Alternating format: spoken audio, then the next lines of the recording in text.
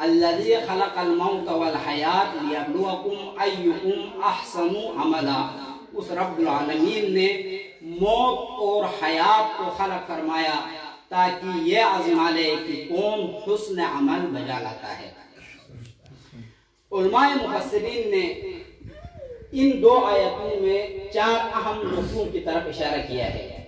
پہلا نقطہ یہ ہے تبارک الذی بیدہ الملک، بابرکت ہے وہ ذات جس کے قبضہ قدرت میں کائنات کی حاکمیت ہے۔ دنیا میں جو بھی حاکم بنتا ہے وہ معین مدت کے لیے حاکم بنتا ہے، اس کی حاکمیت مطلق، وہ حاکم مطلق نہیں ہوتا ہے، اس کی حاکمیت زمان کے اعتبار سے بھی محدود ہوتی ہے اور مکان کے اعتبار سے بھی محدود ہوتی ہے۔ فرض کر لیجئے ہمارا ملک پاکستان کا وزیر اعظم ہے، وہ منتخب ہوتا ہے 5 سال کے لیے اور اس کی حکومت حدود 4 کے اندر محدود ہوتی ہے، پاکستان سے باہر اس کی حکومت چلتی نہیں ہے اور زمان اور مقام دونوں محدود ہے۔ لیکن رب العالمین حاکم ہے تو ایسا حاکم ہے کہ نہ اس کی حاکمیت زمان کے اعتبار سے محدود ہے اور نہ مکان کے اعتبار سے محدود ہے۔ وہ حاکم مطلق ہے تمام زمانوں کے لیے، جب سے کائنات خلق ہوئی ہے الی ابد، اور پورے کائنات میں وہ حاکم ہے، اس کی حاکمیت کسی خاص زمانے یا کچھ خاص ممالک تک محدود نہیں ہے۔ وَهُوَ عَلَىٰ كُلِّ شَيْءٍ قَدِيرٌ، وہ ایسا حاکم ہے جو قادر ہے۔ یہ پہلا نقطہ تھا کہ خداوند متعال حاکم مطلق ہے، وَهُوَ عَلَىٰ كُلِّ شَيْءٍ قَدِيرٌ، یعنی خدا۔ دوسرا نقطہ یہ ہے کہ رب العالمین قادر مطلق ہے۔ صفات ثبوتیہ یعنی وہ صفات جو خدا کی ذات میں پائی جاتی ہے، ان میں سے ایک قادر ہونا، یعنی وہ قدرت رکھتا ہے تو وہ قادر مطلق ہے۔ ہمارا عقیدہ ہے کہ رب العالمین قادر مطلق ہے۔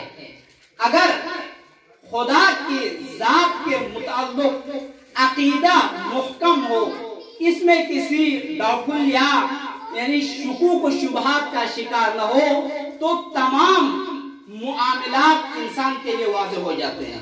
فرض کر لیجئے واقعہ معراج کے متعلق کچھ لوگ شکوک و شبہات میں پڑ جاتے ہیں کہ آیا یہ جسمانی معراج تھا یا یہ روحانی معراج تھا۔ اسی طرح لوگ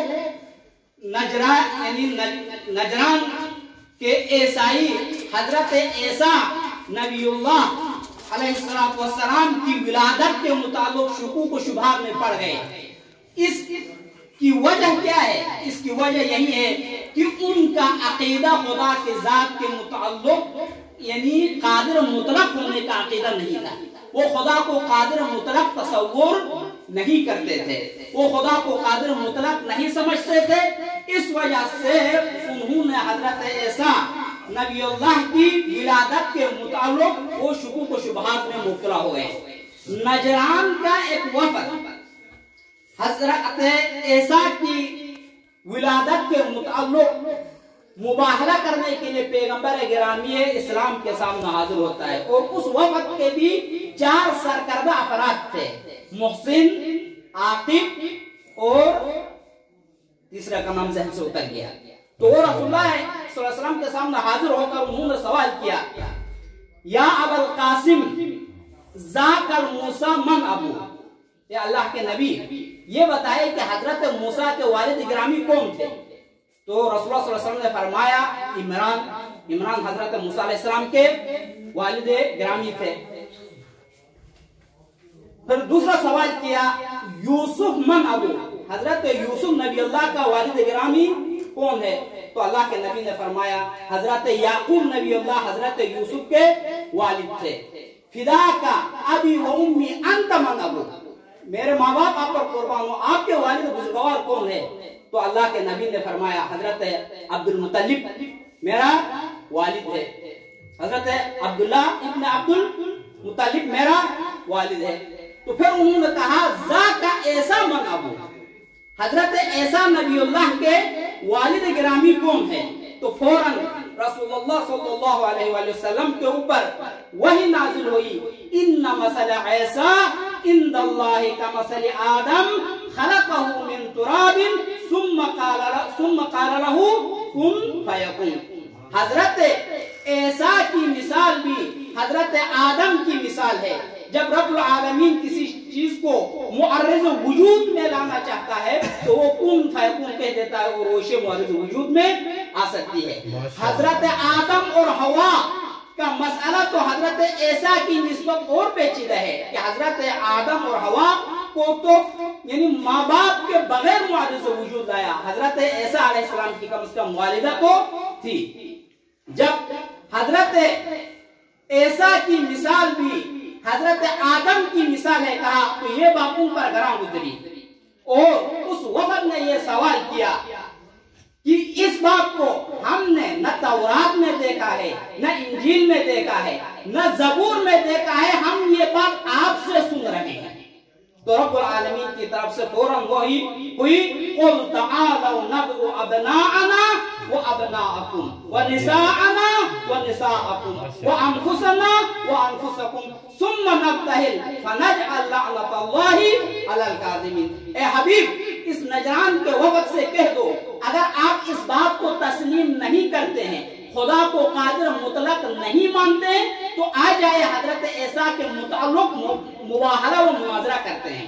تم بھی اپنے نفوس کو لے آؤ، ہم بھی اپنے نفوس کو لے آتے، تم بھی اپنے بیٹوں کو لے آؤ، ہم بھی اپنے بیٹوں کو لے آتے، تم بھی اپنی خواتین کو لے آؤ، ہم بھی اپنی خواتین کو لاتے ہیں اور مباہلہ کرتے ہیں، اور جو جھوٹا ہوگا اس پر خدا کی لعنت کرتے ہیں۔ انہوں نے کہا انصفت یا رسول اللہ، اے اللہ کے رسول آپ نے انصاف والی بات کی، صحیح ہے، اس مسئلے کے متعلق ہم مناظرہ کرتے ہیں، آپ ڈیٹ معین کیجئے۔ تو اللہ کے رسول نے کہا غدا کل ہم صبح کی نماز کے بعد فلاں اس جگہ میں مباہلہ اور مناظرہ کریں گے۔ جب اللہ کے رسول نے ڈیٹ معین کیا اور صبح کی نماز کے بعد پنجتن پاک کو لے کے میدان مباہلے میں آئے تو نجران کے وفد نے انہیں مشورہ دیتے ہوئے کہا یا معاشر النصارى انی لأرى وجوہا لو سألوا اللہ ان یزیل جبلا لعزالہ فلا تباہلوہم فتہلکوا ولا تبقى على وجہ الارض نصرانی الى یوم القیامہ۔ اے نجران کے ماننے والے، اے نصارائے یہود، آپ اللہ کے رسول حضرت محمد صلی اللہ علیہ وسلم سے مباہلہ نہ کرو، ان ہستیوں سے مباہلہ نہ کرو، کیونکہ میں ایسے چہروں کو دیکھ رہا ہوں کہ اگر یہ ہاتھ اٹھا کے خدا کی ذات سے یہ سوال کرے کہ اس پہاڑ کو بھی اپنے جگہ سے ہٹائے تو یہ یعنی اپنی جگہ سے ہٹ سکتا ہے۔ ان کے ساتھ پنجتن پاک کے ساتھ مناظرہ نہیں کرو، اگر کرو گے ہلاک ہو جاؤ گے۔ وَلَا يَبْقَى عَلَى وَجْهِ الْأَرْضِ نَصْرَانِيٌّ إِلَى يَوْمِ الْقِيَامَةِ، تا قیامت تک صفحہ ہستی سے تمہارا وجود مٹ جائے گا۔ صلوات بھیجو محمد علیہ وسلم۔